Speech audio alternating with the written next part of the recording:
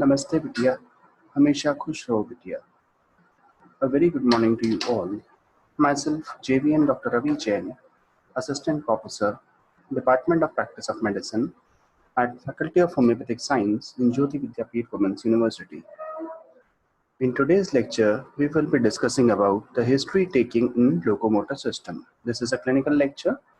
So, in the previous lecture, we have discussed about the introduction to the locomotor system. In today's lecture, we will be discussing about the history taking. What is the history taking and how it is done in case of locomotor system.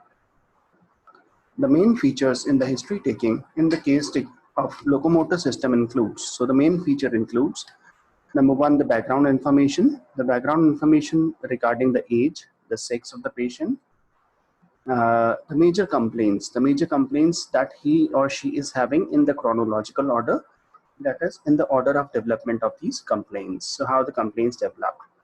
We have to ask for the pain complaints like the onset of the pain, site, duration, severity, radiation, character, diurnal variations, aggravations, and relieving factor. So we have to check for the onset, duration, OCDE, like LSMC, OCDE, all these things we have to check for the pain conditions.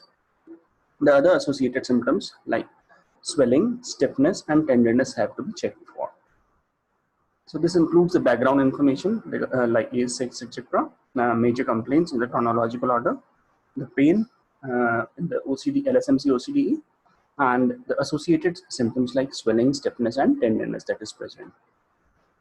We have to also check for the resultant problem, that due to the pain, what is happening. So is there any kind of deformity or any other complaint that the patient is facing. We have to check for the pattern of the joint involvement, like whether the single or the multiple joints are involved. Is there any symmetrical or asymmetrical involvement, the small joints or the large joint, or both. We also have to look for the time relationship, like the duration and the frequency of attacks. So we have to check for the resultant problem, the resultant due to the pain, the deformity, etc., that is commonly seen in rheumatoid arthritis, psoriatic arthritis. The pattern of the joint involvement, whether single joint is involved, multiple, or symmetric, asymmetrical. All these details we have already discussed in the theory section. So this is just the revision of that part. The time relationships, example, duration and frequency of these attacks. We also have to look for the past history of the patient, like the history of trauma. What are the different past complaints that the patient might have had related to the joint complaints. So we have to inquire for the history of any kind of trauma or any kind of such diseases like psoriasis, sore throat, enteritis, maybe sort of. We also have to check for the history of the new sexual contact for reactive arthritis. And the intercurrent illness or surgery for crystal synovitis must be asked for in the past history. So past history, we have to check for the various kind of diseases that have occurred in the past that can give a clue to the diagnosis of the current condition. We also have to inquire for the family history, because some of the conditions, they run in the families, like the osteoarthritis, ankylosing spondylitis, gout, etc. The patient with psoriatic arthritis do not necessarily have skin lesions. This we have already discussed in the psoriatic arthritis, that even in cases that do not have the psoriatic patches and they are having arthropathies, it can be psoriatic arthritis depending upon the history of the patient. But it may give a family history of psoriasis, all right? So we have the social or the occupational history. We have to take for the social, we ask for the social history or any kind of occupational history. Why it is important? Because the occupation of the patient may have a bearing on the arthritis. So the occupation may have a bearing on the arthritis. The soft tissue rheumatism may be related to the physical stress. So if we have soft tissue rheumatism, that can be related to the physical stress, and in such form known as the overuse syndrome. So if the soft tissues are overused again and again, it is known as overuse syndrome or repetitive stress syndrome. There can be prolonged sitting, and the bad human posture can have unleashed a variety of stress-related neck, shoulder, limb, and spinal disorders. So prolonged sitting can lead to the and a wrong posture can lead to the variety of stress in the neck and shoulder, limb, and spinal disorders. We also have to inquire for the drug history, any kind of drug medication that the patient is taking, Why it is important? Because a record of the previous treatment must be sought of, because of the success or failure is important for the future management. Diuretic may precipitate gout. That's why the drug history is very important. Now, we also have to assess for the background information of the patient, like background information for assessing the type of arthritis that he or she may have. So for assessing the type of arthritis, we should get the background information that can include age and gender of the patient. So, why age is important? Because juvenile idiopathic arthritis, that is indicated as JIA, is restricted to children only. Hemophilia is a disease of males. Reactive arthritis most commonly affects the young man, and gout affects a middle-aged man, while the pseudo-gout occurs in the older woman, and also osteoarthritis that occurs in the old age.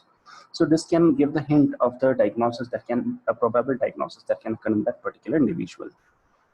We also have to check for the race, because some arthropathies like sickle cell disease occur in particular races. So we have to check for the age, gender, and race. The third one is occupation. This we have already discussed in the previous slides. So it is important in the soft tissue rheumatism or osteoarthritis. We also have to check for the joint pains, because a combination of the pain, swelling, and stiffness causing the loss of function is frequently presenting symptom of the joint disease. What are the different symptoms? We have pain, we have swelling, and we have loss of function. Pain, swelling, stiffness, and loss of function. These are the different causes that can represent the joint pain. Now, this is something that you should know. There are typical presentations of different diseases. This we have already studied in the theory lecture, but this is just a revision of what we have studied. So different diseases like osteoarthritis has a predisposition to certain joints that you can see with the red marks. Rheumatoid arthritis has a predisposition for certain joints.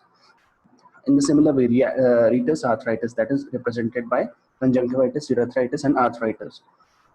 And this is a typical presentation. In the similar way, we have CPPD, like crystal deposition disease, that we have studied, and gout, pseudo-gout, all these also have the predisposition for certain type of joints that we can see in this particular picture. So the joint involvement tell us about the probable involvement of the particular joint, tell us about the probable diagnosis that can be present in an individual. So it is very important. Now, we also have to check for the soft tissue rheumatism. Soft tissue rheumatism have the symptoms of soft tissue rheumatism includes pain, dull ache, and tenderness and swelling. So we have pain, we have dull ache, tenderness, and swelling. The exact site of symptoms, example, joint, tendon, and ligament, bursa, muscles are involved. The aggravating and redeeming factors must be asked for. So if soft tissue complaint is coming to you, then there will be pain, there will be dull ache, tenderness, or swelling. The exact site of symptoms includes the joint, tendon, ligament, bursa, and muscle, and we have to check for the aggravating and the relieving factors. In the bones, the bone pain is deep-seated and localized. Now, these are the various conditions of the soft tissue that commonly encounter in the cases. We have fibromyalgia, we have soft tissue, chest wall rheumatism, example, Peat syndrome. We can have tennis elbow, oligoclonal bursitis, golfer's elbow, we have carpal tunnel syndrome, tenosynovitis, we have trochanteric syndrome, prepatellar bursitis, compartmental syndrome, Achilles tendonitis, Morton's metatarsalgia, we have patellar fasciitis, we have various trigger fingers that we have studied, ischial bursitis, sacroiliac strain. So these are basically the soft tissue involvement joint complaints. Now, how to do the assessment of the joint pain. For the assessment of joint pain, we have to check for the severity of the pain. We have to check for the type of onset, like it is acute onset or insidious onset. We have to also ask for the diurnal variation, when the pain is greater, when the pain is less, and whether it is related to any physical activity, like worse by motion, better by motion, that we have to check for. And it should be assessed for the following. Number one, the pattern of the joint involvement, how the joint involvement is taking place. Is it a single joint, multiple joint, unilateral, bilateral? That all we have to check for. The variation of the time has to be asked for, how the joint complaints vary with time. We have to check for the effect of the activity, whether worse by motion, better by pressure, that we have to check for. The site and distribution, we have to check for the site, at which site there is pain and how it is distributed. We also have to check for the night pains. If the pains are coming at night and disturbing the sleep pattern, we also have to ask about the mood disturbances that a patient can have due to pain, that how is the mood because of the pain. And we have to also check for various extra-articular manifestations. Like in the rheumatoid arthritis, we have studied various extra-articular manifestations. So we have certain articular manifestation, we have various non-articular manifestations. So what are these? On the left side we have articular manifestations, on the right side we have non-articular manifestations. So articular manifestations include muscle wasting, we have posture and joint pain, swelling, stiffness, we have the deformity, we have various skin changes that can occur in the psoriasis, scar, vascular rash, we have the gait that can disturb. In the non-articular manifestation that are not involving joint but representing the disease of the locomotor system includes alopecia. We can have conjunctivitis, episcleritis, Sika syndrome, iritis. There can be tophi in the ear, on the ear. They can be presenting with the mouth ulcers, hilar adenopathy. It can have hepatomegaly, splenomegaly, enteritis. The patient can have nail dystrophy, urethritis. It can have balanitis, penile ulcers, the synovitis. There can be erythema nodosum, enthesis. Example, Achilles tendinitis. The patient can present with dactylitis and plantar fasciitis. So this was the first part. In the next lecture, we will continue with this history taking with assessment of rheumatological disorders. So this session was powered by Digital Version 2.0, Jyoti Vidyapeeth Women's University. I hope you are satisfied with the digital session. If you have any query, please mention in the comment box. I'll try to resolve it. So this was all for today. Thank you very much. We will be meeting the next lecture tomorrow.